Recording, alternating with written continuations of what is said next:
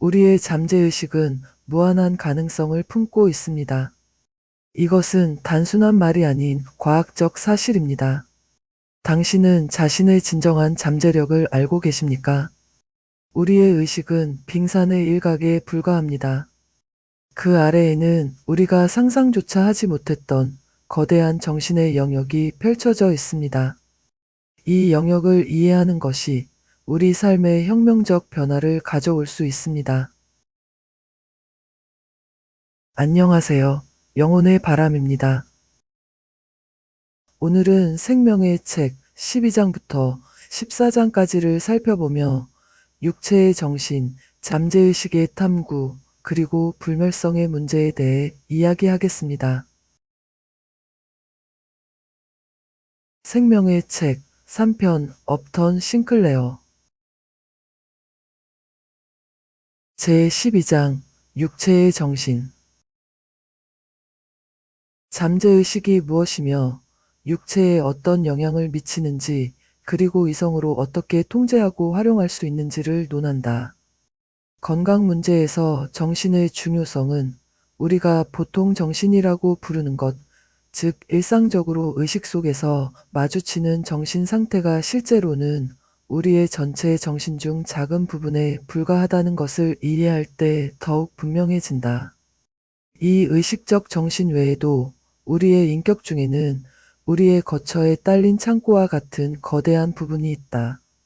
자주 가지는 않지만 필요할 때는 갈 수 있는 장소다. 이 창고는 우리의 기억이며 우리가 알고 있고 의지로 떠올릴 수 있는 것들이다. 그리고 더 거대한 또 다른 창고가 있는데 그 크기는 아무도 측정하거나 짐작해 본 적이 없다.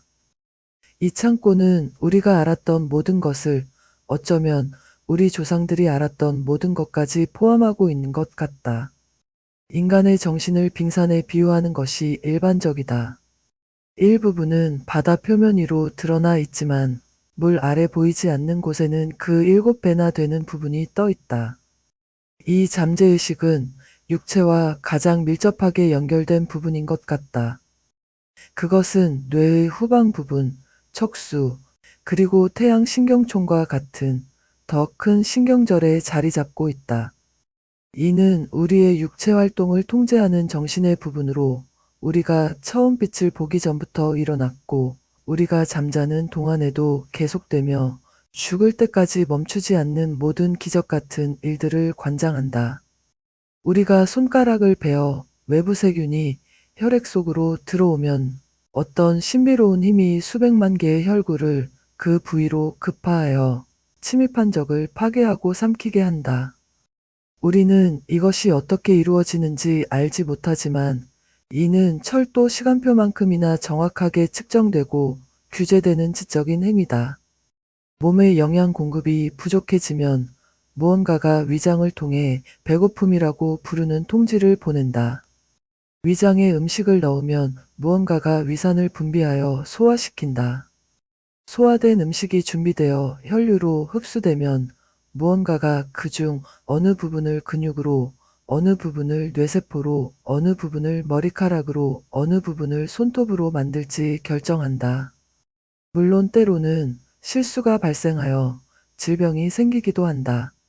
하지만 대부분의 경우 이 무한히 복잡한 과정은 밤낮으로 문제없이 진행되며 이 모든 것은 우리가 육체의 정신이라고 부를 수 있는 것의 작품이다. 우리의 물질적 육체가 모든 개체가 배아 상태에서 반복하는 오랜 발전 과정의 산물인 것처럼 이 정신생활도 긴 발전의 산물이며 이 먼 과정의 기억을 간직하고 있다. 우리의 본능 속에는 인류뿐만 아니라 모든 생명의 과거가 깃들어 있다. 만약 우리가 잠재의식을 완전히 탐구하여 의식으로 가져올 수 있다면 그것은 마치 우리가 모든 과거를 자유롭게 돌아다닐 수 있는 것과 같을 것이다. 헉슬리는 진화의 모든 역사가 분필 조각에 담겨 있다고 말했다. 우리가 우주의 모든 역사가 모든 인간의 잠재의식 속에 있다고 말하는 것도 과장이 아닐 것이다. 갓 알에서 나온 메추라기가 매의 그림자가 스치는 것을 보고 나뭇잎처럼 움직이지 않고 웅크리는 것은 부화한 지 몇 분밖에 되지 않아 얻은 지식에 따라 행동하는 것이 아니다. 그것은 수백만 마리의 메추라기가 어쩌면 수만 년 동안 쌓은 경험이 잠재의식에 각인된 지식에 따라 행동하는 것이다. 의사가 갓 태어난 아기의 발목을 들어 올리고 울게 하려고 엉덩이를 때릴 때 의사는 의식적인 이성을 사용하고 있는 것이다. 이전의 경험이나 학교에서 배운 대로 아이의 호흡기를 즉시 정리할 필요가 있다는 것을 알기 때문이다. 하지만 아이가 그 때림에 울음으로 반응하는 것은 부당한 상처에 대한 이성적인 분노 때문이 아니다. 석기시대 유아들의 경험의 결과로 생긴 자동적 반응을 따르는 것이며 이 경험이 어떤 모호한 방식으로 유아의 손해에 등록되고 저장된 것이다. 과학은 이제 이 사고의 지하세계를 더듬어가고 있다. 만약 우리가 이를 통제할 수 있다면 이는 분명히 육체에 영향을 미치는 가장 강력한 수단이 될 것이다. 우리는 계속해서 의학적, 외과적 방법으로 잠재의식이 완전히 통제하는 신체 활동을 자극하거나 억제하려 한다. 관절에 심한 통증이 있으면 겨자파스를 붙이는데 이는 피부를 자극하여 정체된 혈액을 통증 부위에서 멀리 보내는 대항 자극제다. 반면에 장의 기능을 자극하기 위해 온찜질을 하여 그 부위로 혈액을 더 활발하게 보낼 수도 있다. 하지만 어떤 방법으로든 잠재의식에 우리의 바람을 명확히 전달할 수 있다면 우리는 본부와 직접 거래하는 것이 되어 더 빠르고 영구적인 결과를 얻을 수 있을 것이다. 우리가 이것을 할 수 있을까? 먼저 내가 목격한 간단한 실험을 말해주겠다. 나는 한때 의식적인 의지로 혈액순환을 통제하는 법을 배운 사람을 알았다. 나는 그가 두 손을 같은 색으로 테이블 위에 올려놓고 손을 움직이지 않은 채 한 손은 붉게 변하고 다른 손은 창백해지게 하는 것을 보았다. 그리고 분명히 이 사람에 관한 한 대항 자극제의 문제는 해결된 것이다. 그는 정신적 겨자파스인 것이다. 그리고 이 사람의 의지로 행해진 것은 다른 여러 방법으로도 다른 사람들에게 행해질 수 있다. 가장 분명한 방법은 우리가 최면술이라고 부르는 장치다. 이는 육체의 의식적 통제만 영향을 받고 모든 감각은 깨어있는 일종의 수면이다. 이 최면수면 또는 황홀 상태에서 우리는 잠재의식이 사회주의 만화의 헨리 더브와 상당히 비슷하다는 것을 발견한다. 충실하고 끈기 있으며 자신의 제한된 영역에서는 매우 강하지만 우스꽝스럽게 순진하여 무엇이든 듣는 대로 믿고 권위의 자리에 오른 누구의 명령이든 기꺼이 받아들인다. 아마도 당신은 순회 최면술사들이 시골 마을에서 하는 공연을 본 적이 있을 것이다. 무대 위로 데려온 시골뜨기가 최면에 걸려서 물속에 있어 생존을 위해 수영을 해야 한다거나 말벌 둥지 한가운데 있다거나 바지 엉덩이가 찢어졌다는 말을 듣는 것을 보았을 것이다. 관객들이 웃음을 터뜨리게 만드는 우스운 일들이다. 이러한 사실들은 150년 전쯤 메스머라는 프랑스 의사에 의해 처음 발견되었다. 그는 꽤 사기꾼 같은 면이 있어서 자신의 비밀을 밝히지 않았고 아마도 당시의 과학자들은 그가 하는 일이 너무 새롭고 이상했기 때문에 그를 경멸하기를 즐겼을 것이다. 머리 위에 액자에 넣은 학위증을 걸어두고 왕자에 앉아 자신이 아는 것은 과학이고 모르는 것은 넌센스라고 말하는 특정 유형의 과학적 마인드가 있다. 그래서 메스머리즘은 돌파리와 순회 공연자들의 것으로 남겨졌다. 하지만 반세기 후 리에볼트라는 프랑스 의사가 이 최면술 방법을 연구하기 시작했는데 그동안 덧붙여진 모든 사기성은 배제했다. 그는 실험을 통해 공포증과 광증, 고정관념, 히스테리, 우울증뿐만 아니라 두통, 류마티즘, 출혈과 같은 물리적 신체의 명확한 질병도 치료할 수 있다는 것을 발견했다. 나중에 자네와 샤르코라는 두 의사가 정신치료의 명확한 학파를 발전시켰다. 그들은 최면술이 대부분의 경우 너무 위험하다고 보고 거부했지만 최면 유사 상태라고 알려진 더 온화한 형태를 사용했다. 의사들과 외과 의사들의 기술로는 해결할 수 없는 많은 질병들이 이러한 정신 전문가의 단 한 번의 짧은 치료로 완전히 치료된다는 사실에 놀랄 것이다. 필요한 것은 잠재의식에 접근하는 방법뿐이다. 많은 경우 잠재의식은 무엇이 문제인지 알고 있으며 즉시 말해줄 것이다. 의식에는 완전히 숨겨진 비밀이다. 예를 들어 어떤 사람의 손이 떨린다.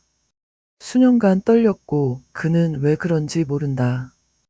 하지만 그의 잠재의식은 아내의 죽음에 대한 슬픔으로 처음 손이 떨리기 시작했다고 설명한다.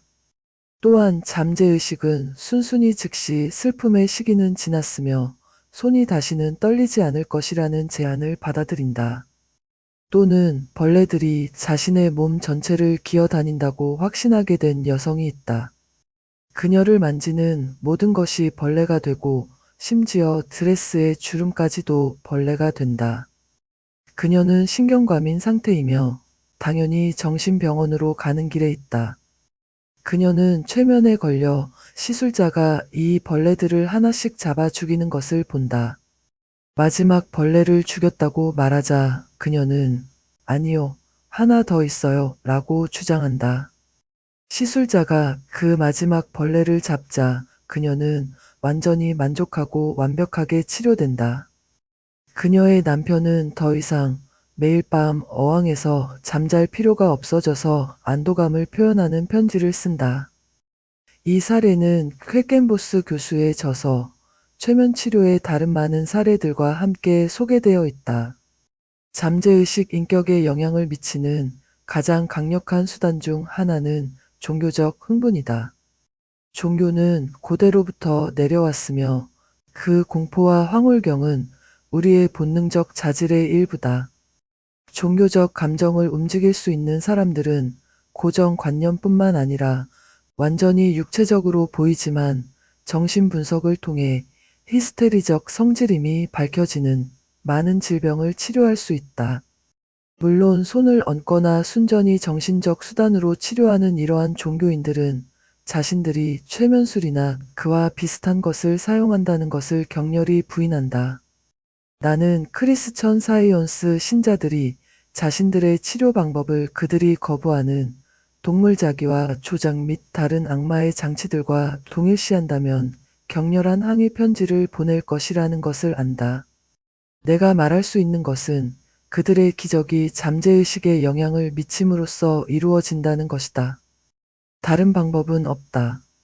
내 생각에는 잠재의식이 이마에 얹은 손에 의해 영향을 받든 공중에서 흔드는 손에 의해 영향을 받든 주문을 외워서든 조용히 생각하는 기도에 의해서든 큰 차이가 없어 보인다.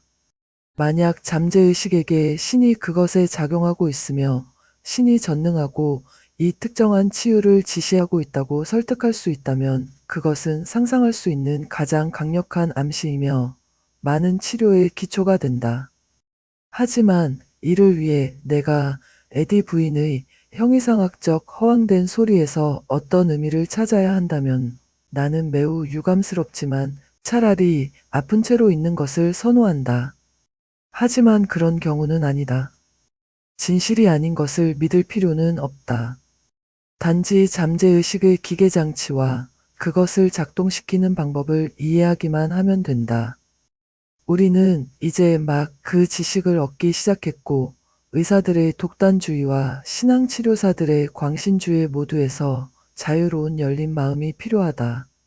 몇 년 전 런던에서 나는 정신치유를 완전히 열린 마음으로 실험하고 있던 여러 사람들을 만났고 그들의 생각에 흥미를 느꼈다. 마침 대륙을 여행하던 중이었는데 기차에서 내 아내가 매우 심한 두통에 시달렸다. 그녀는 내 무릎에 머리를 대고 누워 심한 고통을 겪고 있었다. 나는 실험을 해보기로 하고 내가 무엇을 하는지 말하지 않은 채 그녀의 이마에 손을 얹고 최대한의 집중력으로 그녀의 두통에 주의를 기울였다. 나는 두통의 원인에 대해 생각이 있었다. 두통은 피로 독소나 혈액이 제거하지 못한 다른 노폐물에 의해 뇌의 감각신경이 자극되어 발생한다는 것을 알고 있었다. 나는 두통을 없애기 위해 혈액이 해야 할 일을 마음속에 생생하게 그렸고, 이러한 특정 기능을 수행하라는 명령을 그녀의 잠재의식에 정신적 에너지를 집중시켜 전달했다. 몇 분 후 아내는 매우 놀란 표정으로 일어나 앉으며 말했다. 어머, 두통이 사라졌어. 갑자기 없어졌어. 물론 이것은 우연의 일치일 수도 있었다. 하지만 나는 여러 번 실험을 했고 그것은 계속해서 반복되었다. 또 다른 경우에는 골문이빨의 통증을 치료할 수 있었다. 6번 정도 치료할 수 있었지만 영구적이지는 않았고 결국 이빨을 뽑아야 했다. 내 아내도 나에게 같은 방식으로 실험했고 소화불량을 치료할 수 있다는 것을 발견했다. 하지만 흥미롭게도 그녀는 즉시 자신이 평생 경험해보지 못한 소화불량에 걸렸다. 그래서 이제 나는 그녀가 나에게 실험하는 것을 허락하지 않고 그녀도 내가 그녀에게 실험하는 것을 허락하지 않는다. 하지만 우리는 초감각적 능력을 가진 사람들이 순전히 정신적 수단으로 다른 사람들의 잠재의식에 분명히 영향을 미칠 수 있다는 것을 확신한다. 우리는 신약 성서의 기적들과 루르드의 기적들을 믿을 준비가 되어 있다. 또한 조사할 의향이 있는 사람이라면 누구도 부인할 수 없는 크리스천 사이언스와 뉴 소트 운동의 치유도 믿을 준비가 되어 있다. 우리는 이성을 잃지 않고 삶의 모든 것에는 원인이 있으며 철저히 조사하면 그 원인을 찾을 수 있다는 믿음을 포기하지 않고도 이러한 사실들을 직시할 수 있다. 제13장 잠재의식의 탐구. 잠재의식을 탐구하는 가장 일반적인 방법 중 하나는 자동 글쓰기이다. 나는 직접 시도해 본 적이 없지만 수만 명의 사람들이 매일 밤 의자를 앞에 두고 종이에 연필을 대고 잠재의식이 원하는 대로 쓰게 한다.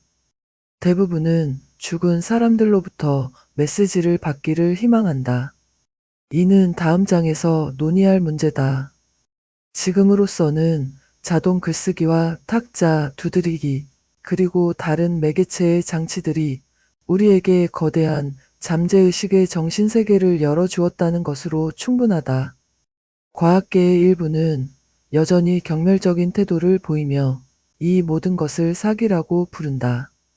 하지만 많은 위대한 과학자들이 조사하도록 설득되었고 이 잠재의식의 덩어리 속에는 매개체의 정신뿐만 아니라 참석한 모든 사람들의 정신이 그리고 아마도 다른 정신들도 섞여 있다는 확신을 갖게 되었다.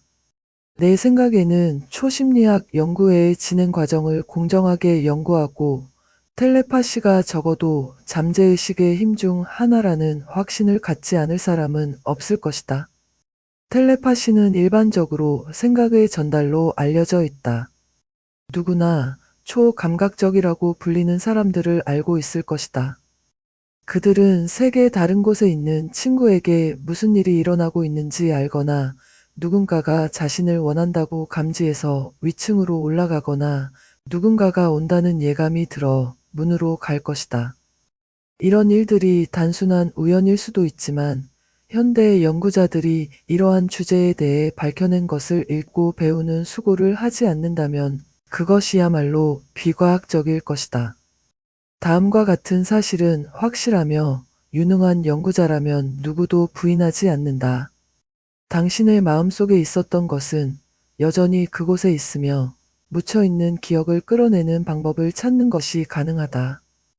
열병으로 헛소리를 하는 한 노파가 이상한 언어로 중얼거리기 시작했는데 그것이 고대 히브리어라는 것이 밝혀졌다. 이 여성은 전혀 교육을 받지 못했고 그녀의 의식적 기억은 자신의 언어 외에는 아는 것이 없었으며 의식적 마음은 가사일과 마을의 소문 이상의 생각을 가지고 있지 않았다. 하지만 조사를 해보니 이 여성이 소녀였을 때 히브리어 학자의 집에서 일했고 그가 소리내어 읽는 것을 들었다는 것이 밝혀졌다. 그녀는 들은 것을 한마디도 이해하지 못했고 의식적으로 듣고 있지도 않았다. 그럼에도 불구하고 모든 음절이 그녀의 잠재의식에 의해 영원히 저장되어 있었다. 이런 종류의 수많은 사례들이 입증되었다. 사실 우리는 의식적 마음의 기억 능력을 통해 이러한 발견들을 예상할 수 있었을 것이다. 모차르트가 어린 시절 새로운 오페라를 듣고 집에 가서 음표 하나하나를 그대로 연주할 수 있었다는 것은 잘 알려져 있다.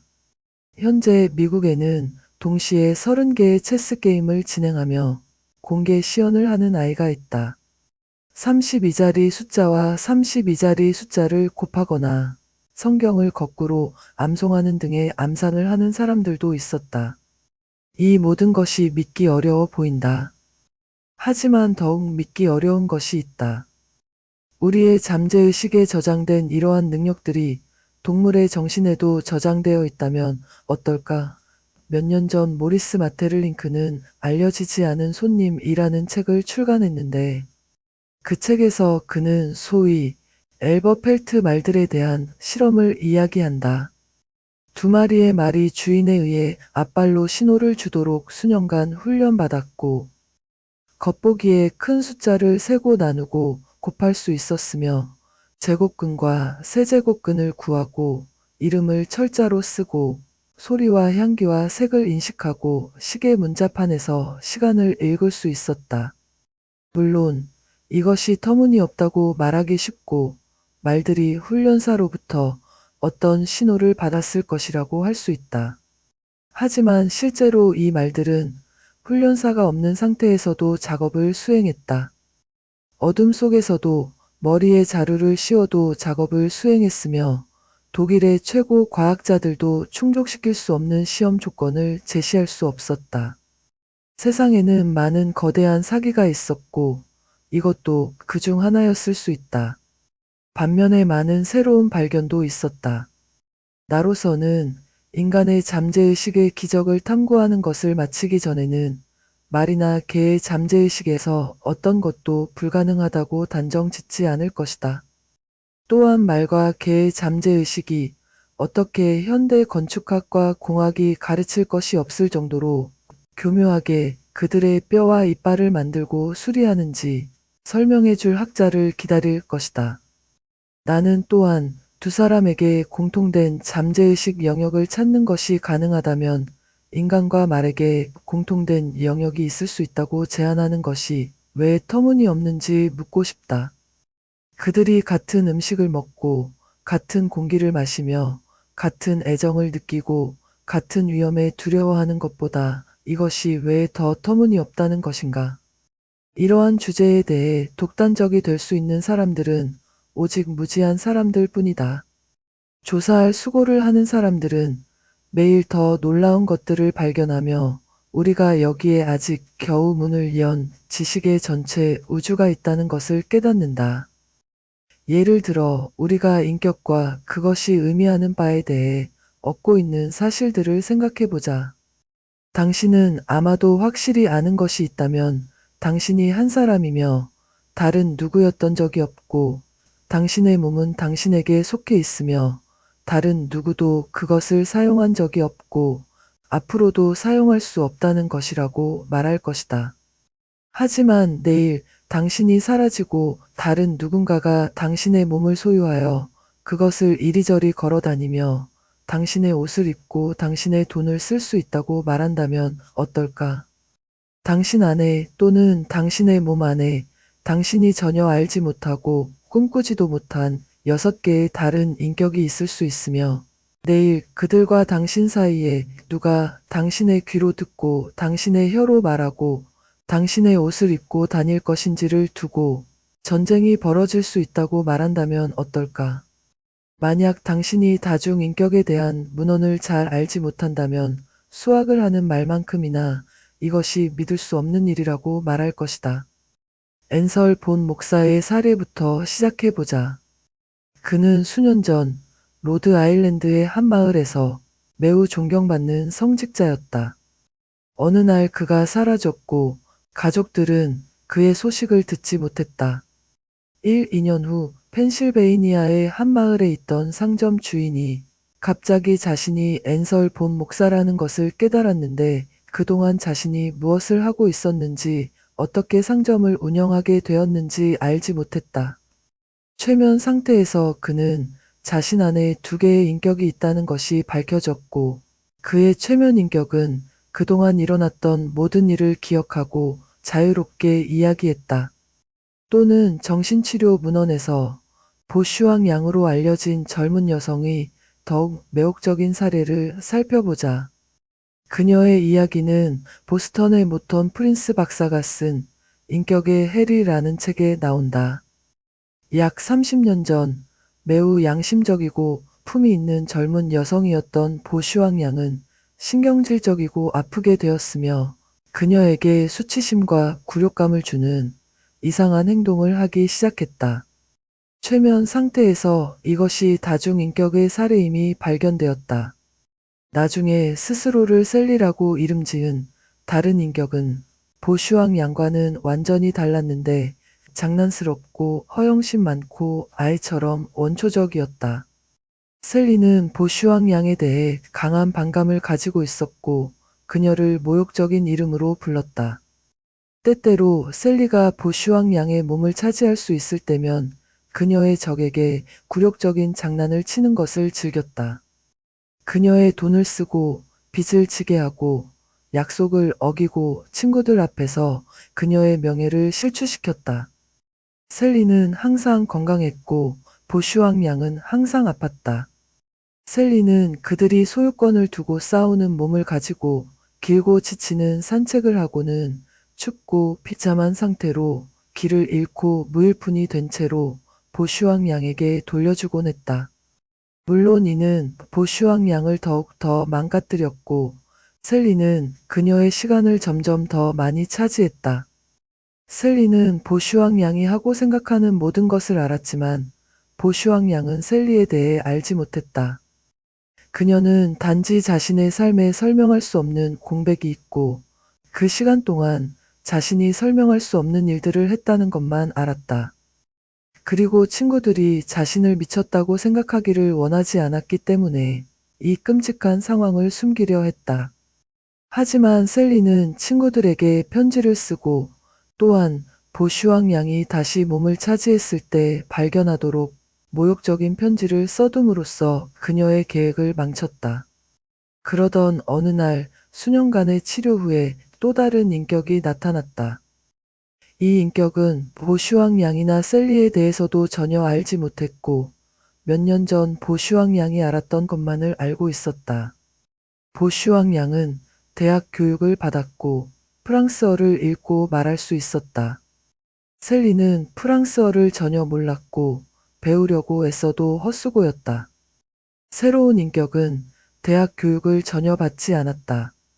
그럼에도 오랜 실험 끝에 당신이 읽어본 어떤 소설보다도 매혹적인 이 이야기를 통해 프린스 박사는 이것이 진정한 보슈왕 양이라는 것을 발견했다. 다른 인격들은 분리된 인격들이었다.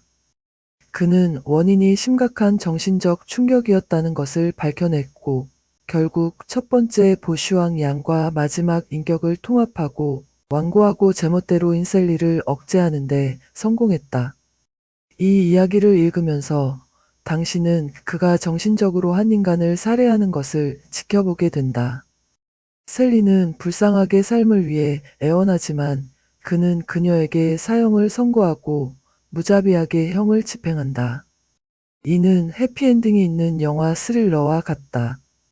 우리 각자가 하나의 불멸의 영혼이거나 하나의 불멸의 영혼을 가지고 있으며 인격적인 신에 대해 그것에 책임이 있다고 믿는 사람들에게는 당황스러운 읽을거리가 될 것이라고 생각한다. 이러한 다중인격의 문제는 끝이 없으며 각각의 사례는 전문가의 판단력과 독창성을 시험한다. 그는 하나의 인격을 고정시키려 하다가 실패하고 다른 것이나 두 가지의 조합을 받아들여야 할 것이다. 한 사례에서는 최면 상태에서만 올바른 인격을 고정시킬 수 있다는 것을 발견했고, 그래서 그 사람을 가벼운 최면 상태로 두기로 결정했다. 새로운 인격은 그 상태에서 남은 생을 살았다. 정신의 이 지하세계를 탐구하는 또 다른 가장 매혹적인 방법은 꿈의 연구다. 약 15년 전 뉴욕의 한 정신치료사가 비엔나의 한 의사의 발견에 대해 내게 말해 주었고, 매우 어렵고 기술적인 독일어로 쓰인 몇 개의 팸플릿을 주었다. 그 이후로 이 프로이트 교수의 저작이 번역되어 유행이 되었고, 그의 추종자들의 터무니없는 행동 때문에 그에 대해 약간 사과하고 싶은 마음이 든다. 하지만 우리는 자신들을 기독교인이라 부르는 고문자들과 편협한 사람들 때문에 예수를 포기하지 않는 것처럼 정신분석가들의 모든 터무니없는 행동에 대해 프로이트를 비난할 권리도 없다. 아마도 인류 역사상 꿈을 해석하는 사람들이 없었던 때는 없었을 것이다. 지금도 25센트의 꿈 해몽책을 살 수 있는데, 흰 말은 내일 연인에게서 편지를 받을 것이라는 의미라고 배울 수 있다. 그런 다음 다른 꿈 해몽책을 사면 흰 말은 1년 안에 가족 중 누군가가 죽을 것이라는 의미라고 한다. 당연히 이는 생각하는 사람들이 꿈 분석에 대해 편견을 갖게 만든다. 하지만 꿈은 사실이고 모든 사실에는 원인이 있으며, 당신이 흰 말에 대해 꿈을 꾼다면 이 특정한 것을 꿈꾸는 데는 분명히 어떤 이유가 있을 것이다. 물론 우리는 자정에 민스파이와 웰시래빗을 먹으면 무서운 것에 대해 꿈을 꿀 것이라는 것을 안다. 하지만 그것이 뱀이 될 것인지, 기차 사고가 될 것인지, 아니면 당신을 짓밟는 흰 말이 될 것인지는 어떻게 알 수 있을까? 분명히 수백만 가지의 다른 불쾌한 것들이 될 수 있다. 그렇다면 무엇이 당신의 무한한 기억 저장고에서 이것 또는 저것을 골라내어 우리가 꿈이라고 부르는 반의식의 영역으로 가져오는 것일까? 프로이트 교수의 발견을 간단히 말하면 꿈은 소망 충족이라는 것이다. 우리의 본능은 우리의 의식에 엄청난 양의 충동과 욕망을 제시하고, 그 중에서 의식은 자신이 원하는 것을 선택하고 다른 것들은 억압하고 인정하기를 거부하며 행동하지 않는다. 하지만 아마도 이러한 결정들이 잠재의식에는 완전히 만족스럽지 않을 것이다. 육체의 정신은 이성의 정신 혹은 사회의 정신에 대해 반란을 일으킨다. 사회의 정신, 즉 도덕률은 착한 어린이가 되어 학교에 가서 배우라는 것을 배우고, 일요일에는 교회에 가서 긴 설교 동안 조용히 앉아 있으라고 한다. 반면에 소년의 육체는 새 둥지를 찾고 적의 머리 가죽을 벗기고 귀중한 보석으로 가득 찬 마법의 동굴을 탐험하는 야만인이 되고 싶어 한다. 그래서 좌절되고 비참한 소년의 잠재의식은 때를 기다렸다가 소년이 잠들고 도덕적 검열관이 통제를 늦췄을 때 만족을 찾는다. 이 꿈꾸는 정신은 의식적 정신처럼 논리적이고 질서정연하지 않다. 그것은 사무적이지도 문명화되지도 않았으며 추상적인 것을 다루지 않는다. 그것은 말보다 사물에 훨씬 더 관심이 있다. 그것은 우리에게 공식을 제시하지 않고 그림과 기이하고 경이로운 사건들의 이야기를 제시한다. 그것은 우리가 전설과 종교에서 연구하는 인종의 정신과 같다. 그것은 태양이 직경이 수백만 킬로미터인 백열수소 가스 덩어리라고 말하지 않는다. 태양이 밤이라는 검은 용을 죽이는 우주적 영웅이라고 말한다. 마찬가지로 우리 육체의 정신은 우리에게 시에서 발견하는 것과 정확히 같은 수많은 그림과 상징을 제시한다. 어떤 특정한 이미지가 의미하는 바에 대해서는 논쟁이 있을 수 있고 자주 있지만, 만약 우리가 어떤 특정한 시인의 모든 작품을 읽는다면 우리는 그 시인의 개성에 대한 어떤 인상을 받게 된다. 만약 그가 항상 여성의 머리카락 향기와 숲속 요정들의 하얀 살결의 반짝임에 대해 이야기한다면 우리는 이 시인에게 무엇이 문제인지 의심할 여지가 없다. 마찬가지로 전문가가 어떤 사람이 기억할 수 있는 모든 꿈을 날마다 조사하기 시작하면 전문가는 조만간 이 꿈들이 계속해서 한 가지 특정한 주제를 맴돈다는 것을 관찰하게 된다. 그리고 그 사람에게 질문함으로써 그는 그 사람을 괴롭히는 비밀이 무엇인지 알아낼 수 있다. 때로는 그 사람 자신도 그것을 알지 못할 수도 있다. 물론 자신에 대해 이야기하는 것을 가장 좋아하는 사람들이 많이 있다. 그리고 많은 사람들이 시간과 돈을 들여 심리분석이라는 최신 유행을 따르고 있는데 이들은 제대로 조직된 세상이라면 잡초를 매거나 자신의 옷을 빨래하는 일을 하게 될 것이다. 그럼에도 불구하고 세상에는 실제 정신장애가 있으며 자신에게 무슨 문제가 있는지 이해하지 못하는 수많은 정직하고 진지한 사람들이 있다는 것은 사실이다.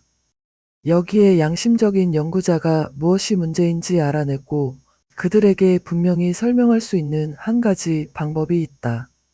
그들의 의식과 잠재의식 사이의 조화를 이룸으로써 많은 경우 그들을 건강과 행복의 길로 인도할 수 있다. 정신 분석을 통해 우리는 분열 인격과 그 원인을 이해할 수 있게 되었다. 우리는 거의 모든 사람이 내면에 다소 기초적인 형태의 다중인격을 숨기고 있다는 것을 발견한다. 이는 그가 좋아하지 않거나 세상이 그의 존재에 깊숙이 밀어넣도록 강요하는 욕망과 특성들로 만들어진다. 이것들은 성이나 폭력에 대한 악한 충동일 수 있다. 또는 가장 고귀한 이타주의나 예술적 갈망일 수도 있는데 이는 바쁜 세상에서는 우스꽝스러운 것들이다. 완전히 정상적인 남녀가 세상과 분리된 별개의 자아를 유지할 수 있다. 낮에는 사업가로서의 지킬 박사의 삶을, 밤에는 종교적이거나 음악적 황홀경의 하이드의 삶을 살 수 있다. 또는 억압된 충동들이 무의식 속에서 통합되어 천재성이나 광기 혹은 둘 다를 가질 수 있다. 위대한 재능은 광기와 가깝다는 말처럼 말이다. 제14장 불멸성의 문제. 도덕적 관점에서 인격의 생존을 논한다. 즉, 우리가 영원히 살 자격을 주장할 수 있는가? 잠재의식의 심연을 탐구하면서 우리 자신과 다른 사람들의 것을 살펴보면 우리는 이상한 질문에 직면하게 된다. 이것이 모두 우리 자신의 마음과 다른 살아있는 사람들의 것인가? 아니면 혹시 죽은 사람들의 마음을 다루고 있는 것일까? 많은 진지한 사람들과 일부 매우 학식 있는 사람들은 후자가 사실이라고 완전히 확신하고 있으며 이제 우리는 그들의 주장을 검토해야 한다. 내가 어린 소년이었을 때 유령 이야기를 읽고 듣곤 했으며 그것들에 전율했다. 하지만 이 모든 것이 단지 상상일 뿐이라는 말을 들었고 요정이나 용, 님프나 사티로스를 진지하게 받아들이지 말아야 하는 것처럼 유령도 진지하게 받아들이지 말아야 했다. 교육받은 사람이 유령을 진지하게 받아들인다는 것은 그 최고로 우스꽝스러운 존재인 비행기 제작자만큼이나 우스꽝스러울 것이다. 믿을 수 있겠는가? 그 당시에는 실제로 공중을 날 수 있다고 믿고 이를 위한 기계를 만드는 데 시간을 보내는 사람들이 있었다. 워싱턴에는 이런 버그에 사로잡힌 과학자가 있어서 자신의 기계를 만들고 날려보다가 포토맥 강에 빠졌다. 우리는 모두 그를 비웃었다. 너무 오래, 너무 크게 웃어서 그 불쌍한 사람을 죽이고 말았다. 그리고 몇 년 후 누군가가 랭글리 교수의 그 기계를 가져가 실제로 그것으로 날았다. 하지만 그때는 내가 조금 더 성장해서 새로운 아이디어라고 해서 그렇게 쉽게 비웃지 않게 되었을 때였다. 건의는 이 현상과 그것에 가능한 원인들을 논의한다. 물론 우리는 환각이 가장 흔한 심리 현상 중 하나라는 것을 안다. 잠재의식은 당신이 무엇이든 보고 듣고 느끼게 만들 수 있다.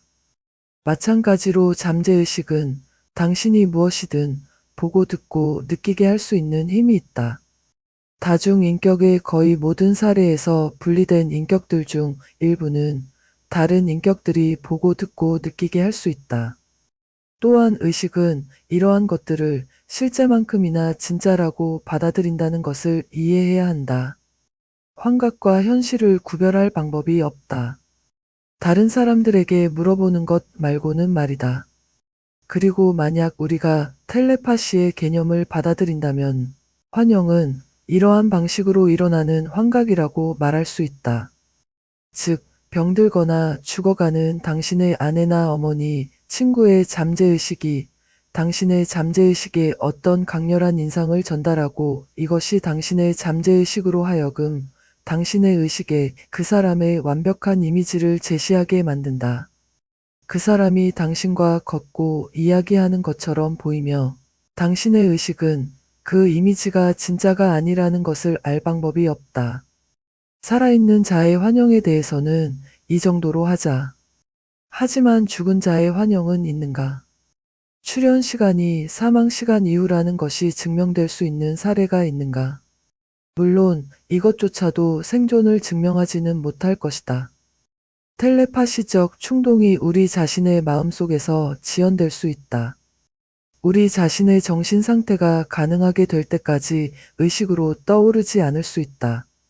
전달된 사실들이 그 사람이 이미 죽었고 살아있을 때가 아닌 죽은 사람으로서 우리에게 무언가를 말하고 있다고 확신시킬 만한 사례가 있다고 말할 수 있을까? 이 문제로 들어가기 전에 더 일반적인 관점에서 인격의 생존에 대해 논의하며 주제의 토대를 마련해 보자. 우리가 증명하고자 하는 것은 무엇인가? 그것이 사실일 가능성은 얼마나 되는가? 그것이 사실이 아닐 경우의 결과는 무엇인가? 초심리 연구 외에도 그것이 사실이거나 사실일 수 있거나 사실이어야 한다고 생각할 만한 근거가 있는가? 불멸성 교리의 도덕성은 무엇인가? 우선 영혼이 죽음 이후에도 영원히 생존한다는 것은 기독교의 주요 교리 중 하나다. 많은 독실한 기독교인들이 이 책을 읽을 것이고 내가 이 주장이 나와 상관없다고 말할 때 그들에게는 신성모독적으로 보일 것이다. 나는 예수의 사랑하는 친구 중 하나라고 생각한다. 만약 그가 지상에 있다면 나는 그를 이해하고 그와 매우 잘 지낼 수 있을 것이라고 감히 믿는다. 하지만 예수의 이름으로 세워진 종교 교파가 그렇게 믿으라고 명령한다고 해서 삶에 대한 이런저런 교리를 믿어야 할 이유를 알지 못한다. 천국의 개념을 기독교의 개념이기 때문에 받아들여야 할 이유를 수억 명의 불교도들에게 소중하고 신성한 개념인 윤회를 받아들여야 할 이유보다 더 많이 보지 않는다. 신지학자인 매우 좋은 친구들이 있는데 그들은 이 윤회 사상, 즉 영혼이 여러 다른 육체로 삶에 되돌아와 자신을 완성하고 갱신하며 죄를 속죄한다는 생각을 완전히 확신한다. 내 신지학자 친구들은 이 주제에 대해 매우 정교하고 복잡한 지식체계를 가지고 있다. 하지만 나는 그것이 현실과 어떤 관련이 있다고 볼 수 없다는 것을 말해야 할 자유를 가져야 한다. 그것은 단테의 7개의 지옥이나 그곳에서 겪는 정교하고 복잡한 고문처럼 다른 어떤 동화나 신화, 전설만큼이나 완전히 증명되지 않은 것으로 보인다. 하지만 예수가 죽은 자들로부터 부활했고 따라서 영혼의 불멸성을 증명했다고 주장할 것이다. 먼저 많은 학자들은 예수가 실제로 살았다는 것을 믿을 만한 증거가 불충분하다고 본다. 그리고 만약 이것이 사실이라면 그가 죽은 자들로부터 부활했다는 것을 증명하기는 어려울 것이다. 또한 십자가에 못 박힌 사람들이 죽지 않는 것은 흔한 일이었다. 때로는 경비병들이 그들이 몰래 빠져나가도록 허용했다. 오늘날에도 교도관들이 뇌물을 받고 죄수가 탈출하도록 허용하는 경우를 알고 있다. 또한 예수의 귀한 사건들은 우리가 이 장에서 설명하려 하는 것과 같은 심리적 현상이었을 수 있다. 아니면 순전한 전설이었을 수도 있다. 간단한 연구만으로도 그 시대의 사람들이 무엇이든 믿을 준비가 되어 있었다는 것을 생각하는 사람을 확신시킬 수 있을 것이다. 그러한 권위에 근거해 사실을 받아들이고 그것을 과학적 결론의 기초로 삼는 것은 단순히 유치한 것이다. 물론 성경에 있기 때문에 그것이 반드시 사실이어야 한다는 말을 듣게 될 것이다. 성경은 영감을 받은 것이라고 말한다. 아마도 그럴 것이다. 하지만 다른 많은 문학 작품도 영감을 받았으며 그것이 나로 하여금 이러한 다양한 영감들을 비교하고 판단하고 내게 유용한 것을 골라내는 과제에서 벗어나게 하지는 않는다. 성경은 수천 년 동안의 고대 히브리인들의 문학이다. 그것은 위대한 민족의 인종적 정신이 대대로 기록하고 보존할 가치가 있다고 판단한 것을 나타낸다. 이것이 무슨 의미인지 이해하려면 영문학 대전집을 상상해 보라.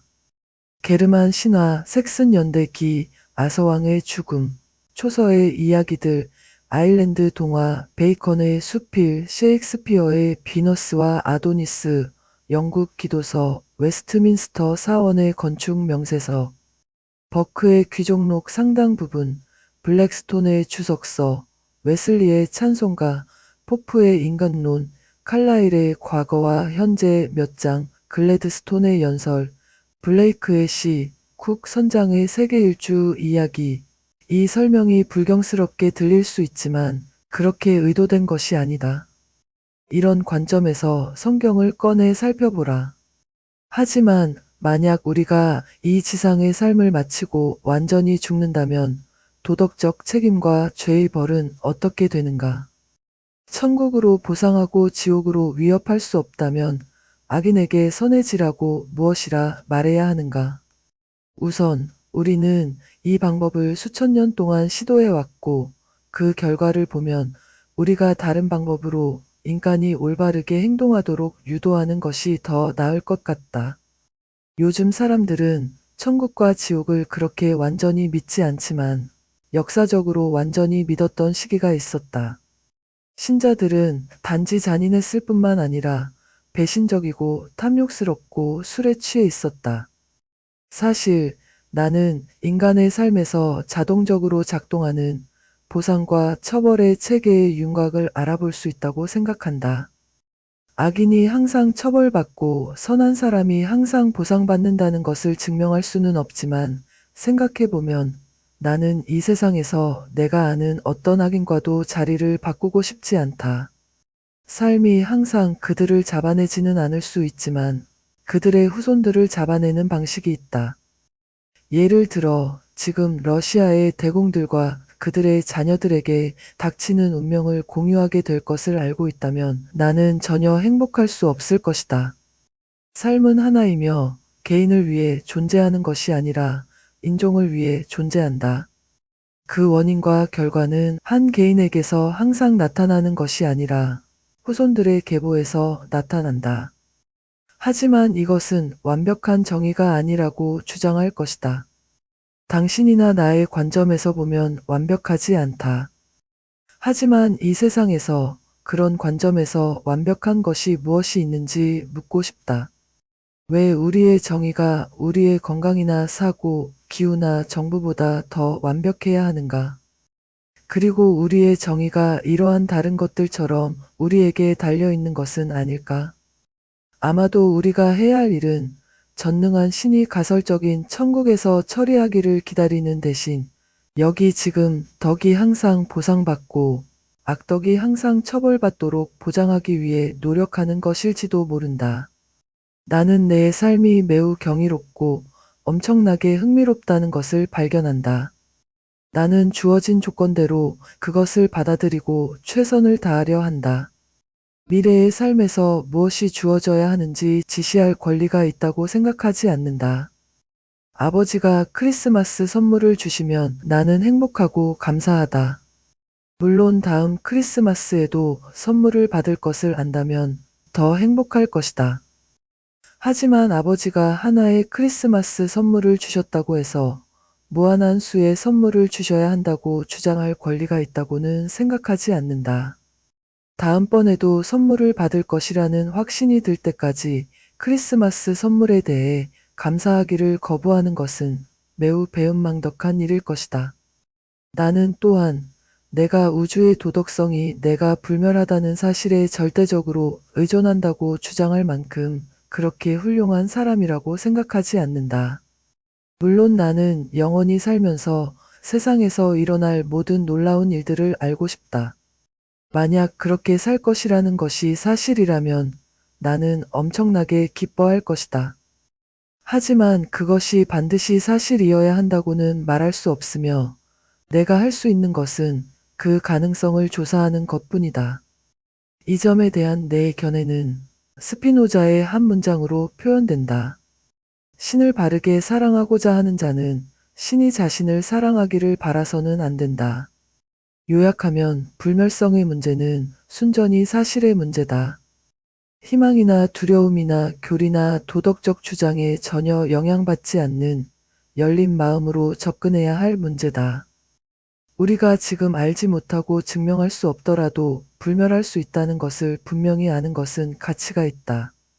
모든 초심리 연구가 텔레파시로 끝날 수 있지만 우리가 죽을 때 깨어나서 우리가 살아있다는 것을 발견할 수도 있다. 우리 중 일부는 불멸하고 모두가 그런 것은 아닐 수도 있다. 우리의 일부분은 불멸하고 나머지는 그렇지 않을 수도 있다. 우리의 잠재의식은 불멸하고 의식은 그렇지 않을 수도 있다. 우리 모두 또는 우리의 일부가 일정 기간 생존하지만 영원히는 아닐 수도 있다. 이 마지막 것이 내가 생각하기에 사실일 수 있다고 생각하는 것이다. 또한 우리가 그것을 상상할 수 없다는 것, 즉, 셀 수 없이 많은 살아있는 영혼들로 이루어진 우주나 이 영혼들이 시간을 보내는 방법을 그릴 수 없다는 것이 불멸성에 대한 반론이 될 수 없다는 것을 언급할 가치가 있다. 이 영혼들 사이에는 시간이라는 것이 없을 수도 있다. 그들은 우리가 상상할 수 없는 방식으로 완전히 바쁠 수도 있고 또는 바쁘지 않을 수도 있으며 바쁠 필요가 없을 수도 있다. 이런 주장을 하는 사람은 먼저 뇌세포가 어떻게 당신이 가진 수없이 많은 기억들, 수천 개의 단어와 그 조합들, 그것들과 함께하는 생각들, 음악 음표와 곡조들, 색깔과 냄새와 시각적 인상들, 과거의 기억과 미래의 희망과 결코 없었던 꿈들을 저장하는지 설명해 보라. 이 수억 개의 것들이 모두 어디에 있고 의식 속에 없을 때는 어떤 모습이며 어떻게 시간을 보내는가? 우리가 태어나기 전 수억 년 동안 어디에 있었고 미래의 수억 년 동안 어디에 있을 것인가? 우리의 현자들이 이 질문들에 완전히 답할 수 있을 때 불멸성의 불가능성에 대해 말할 시간이 될 것이다. 오늘 우리는 잠재의식의 놀라운 힘과 그것이 우리 삶에 미치는 영향에 대해 배웠습니다. 불멸성의 문제는 단순한 종교적 문제가 아닌 과학적 탐구의 대상이 될 수 있다는 것도 알게 되었습니다. 다음 시간에는 사후 생존의 증거부터 정신의 행동까지 다루며 이 위대한 책의 마지막 여정을 함께 하겠습니다. 함께 해주셔서 감사합니다.